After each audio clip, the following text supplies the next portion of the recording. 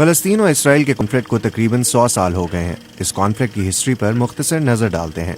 پہلی عالمی جنگ سے پہلے فلسطین کے علاقے پر سلطنت عثمانیہ یا آٹومن امپائر کا کنٹرول تھا۔ اس وقت یہاں مسلمان اکثریت میں تھے اور کرسچنز اور جوز مائنورٹی میں۔ پہلی جنگ عظیم کے بعد سلطنت عثمانیہ یا آٹومن امپائر کولیپس کر گئی اور اس خطے کا کنٹرول فرانس اور برطانیہ کے پاس چلا گیا اور انہوں نے آپس میں اس خطے کو تقسیم کر لیا۔ فلسطین برطانیہ کے زیر کنٹرول آیا۔ اس علاقے پر جب کنٹرول برطانیہ کے پاس آیا تو یورپ سے یہودی بڑی تعداد میں یہاں آنے لگے، اور تب مقامی عرب آبادی اور یہودیوں کے درمیان ٹینشنز اس وقت شروع ہوئیں جب برطانیہ نے فلسطین میں یہودیوں کے لیے ان کا علاقہ مخصوص کیا۔ اسی دوران یورپ میں یہودی زائنسٹ موومنٹ یا صہیونی تحریک بھی زور پکڑ رہی تھی۔ زائنسٹ موومنٹ کا آئیڈیا یہ ہے کہ جیوز کی اپنی ایک الگ ریاست ہونی چاہیے، یعنی یہودیت صرف مذہب ہی نہیں بلکہ ایک قوم ہے جس کی اپنی اسٹیٹ ہونی چاہیے۔ عام الفاظ میں یہ کانفلکٹ دو گروپس کے درمیان ہے جو ایک لینڈ یعنی فلسطین کو اپنا کلیم کر رہے ہیں۔ جیوز کا کہنا ہے کہ یہ ان کا آبائی علاقہ ہے، جبکہ مقامی عرب بھی اس علاقے کو اپنا کلیم کرتے ہیں اور یہودیوں کے اس دعوے کو مسترد کرتے ہیں۔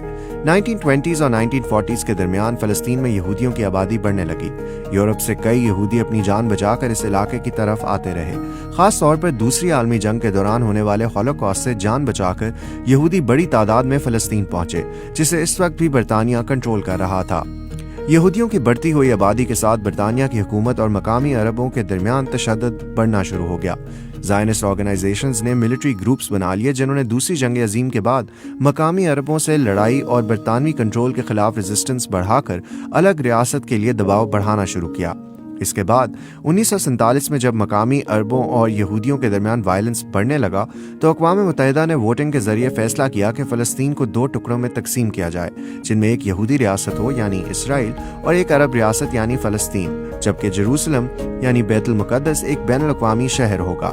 اس پلان کا مقصد جیوز کو اپنی ریاست دینا اور فلسطین کو انڈیپینڈنس دینا تھا تاکہ وائلنس پر قابو پایا جا سکے۔ اقوام متحدہ کا یہ پلان یہودیوں نے تو قبول کر لیا، لیکن آس پاس کے عرب ممالک نے اسے یورپ کی کولونیلزم کے طور پر دیکھا کہ عربوں سے ان کا علاقہ زبردستی لیا جا رہا ہے۔ 14 مئی 1948 کو اسرائیل کا قیام ہوا تو اگلے ہی دن جارڈن، ایجپٹ، سیریا اور عراق نے حملہ کر دیا۔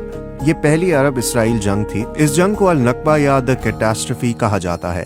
اس جنگ کے باعث 7.5 لاکھ فلسطینیوں کو جان بچانے کے لیے ہمسایہ ممالک میں فرار ہونا پڑا یا انہیں اسرائیلی فوجیوں نے بے دخل کر دیا۔ یہ جنگ اسرائیل نے جیتی اور ہمسایہ ممالک کو ہرا کر ان کے کنٹرول میں وہ علاقہ بھی آ گیا جو UN کے بتائے گئے علاقے سے زیادہ تھا۔ اسرائیل کو اب تقریباً تمام فلسطین پر کنٹرول حاصل ہو گیا سوائے غزہ اور ویسٹ بینک کے۔ غزہ ایجپٹ کے کنٹرول میں تھا اور ویسٹ بینک جارڈن کے کنٹرول میں۔ یہ شروعات تھی کئی دہائیوں پر بیسڈ اسرائیل اور عرب کانفلکٹ کی۔ اس دوران عرب ممالک سے کئی یہودی اسرائیل آ گئے۔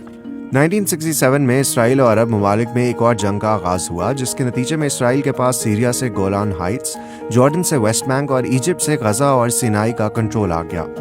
فلسطین کی ٹیریٹری پر اسرائیل کو جب کنٹرول ملا تو وہ ساتھ ہی وہاں بسنے والے فلسطینیوں پر بھی حکومت کرنے لگا، جن سے وہ کئی دہائیوں سے لڑ رہا تھا۔ 1973 میں ایجپٹ اور سیریا نے اسرائیل پر اپنے علاقے چھڑانے کے لیے حملہ کیا، جسے یوم کپور جنگ کہا جاتا ہے۔ 6 سال بعد اسرائیل اور ایجپٹ نے امن کا معاہدہ کر لیا اور سینائی ایجپٹ کو واپس لوٹا دیا گیا۔ جارڈن نے بھی کچھ عرصے بعد اسرائیل کو تسلیم کر لیا۔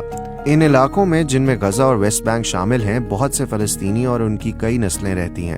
اسرائیل کی جانب سے ان ریفیوجی فلسطینیوں کو اور نہ ہی ان کی نسلوں کو واپس اپنے آبائی گھر جانے کی اجازت ہے۔ اسرائیل کا کہنا ہے کہ اس سے آبادی بہت بڑھ جائے گی اور ان کی یہودی ریاست کے وجود کو خطرے کا سامنا ہوگا۔ اسرائیل اب بھی ویسٹ بینک پر قابض ہے، تاہم اس نے 2005 میں غزہ کی پٹی سے فوجیں نکال لی تھیں۔ اقوام متحدہ آج بھی اس علاقے کو مقبوضہ مانتی ہے۔ اسرائیل پورے جیروسلم کو اپنا کیپٹل مانتا ہے، جبکہ فلسطینی ایسٹ جیروسلم کو مستقبل کی فلسطینی ریاست کا کیپٹل مانتے ہیں۔ گزشتہ 50 برسوں میں اسرائیل نے ویسٹ بینک اور ایسٹ جیروسلم میں اپنی سیٹلمنٹس بنا لی ہیں، جہاں اب تقریباً 6 لاکھ یہودی آباد ہیں۔ ان یہودیوں کو سیٹلرز کہا جاتا ہے۔ اسرائیل کے قانون کے مطابق دنیا میں کسی بھی یہودی کو اسرائیل کی آٹومیٹک سٹیزن شپ مل سکتی ہے۔ انٹرنیشنل لاء کے مطابق یہ سیٹلمنٹس اللیگل ہیں۔ اقوام متحدہ کی سیکیورٹی کونسل اور برطانیہ کا بھی یہی موقف ہے، تاہم اسرائیل ان اللیگل سیٹلمنٹس کے ہونے کو رد کرتا ہے۔ 2007 میں غزہ کا اقتدار حماس نے سنبھالا، جو فلسطینی عسکریت پسند گروپ ہے۔ اقتدار سنبھالنے سے اب تک حماس اسرائیل سے متعدد جنگیں لڑ چکا ہے۔ ان جنگوں کے علاوہ حماس نے اسرائیل پر ہزاروں راکٹس کے علاوہ کئی حملے کیے ہیں۔ اسرائیل نے بھی حماس کو کئی بار فضائی حملوں سے نشانہ بنایا۔ 2007 سے اسرائیل نے غزہ کی پٹی کا محاصرہ کر رکھا ہے تاکہ حماس کو آئسولیٹ کر سکیں اور اسرائیلی شہروں پر حماس کی جانب سے راکٹ فائرنگ پر قابو پا سکیں۔ غزہ میں مقیم فلسطینیوں کا کہنا ہے کہ اسرائیل کی جانب سے لگائی گئی پابندیوں اور زیادہ آبادی والے علاقوں پر بھاری فضائی حملے اجتماعی سزا کے مترادف ہیں۔ اسرائیل کے کنٹرول کرنے کا مطلب یہ بھی ہے کہ اسرائیل غزہ کے لوگوں کا پانی، خوراک اور فیول وغیرہ بھی کنٹرول کرتا ہے۔ فلسطین اور اسرائیل کے درمیان مین پرابلمز کیا ہیں؟ فلسطینی ریفیوجیز جو اپنے آبائی گھروں کو لوٹنا چاہتے ہیں ان کا کیا ہوگا؟ ویسٹ بینک میں یہودی سیٹلمنٹس کو ختم کر دینا چاہیے یا انہیں رہنا چاہیے؟ کیا فلسطین اور اسرائیل کو جیروسلم شیئر کرنا چاہیے؟ اور سب سے ٹرکی یہ کہ اسرائیل کے ساتھ فلسطین کی ریاست کو بنانا چاہیے؟ دہائیوں سے چلنے والا اسرائیل اور فلسطین کے کانفلکٹ میں وقفے بعد جھڑپیں اور کلیشز ہوتے رہتے ہیں، اور اسرائیل، ویسٹ بینک اور غزہ میں بسنے والے شہریوں کے لیے یہ پرتشدد واقعات ایک معمول بن گئے ہیں۔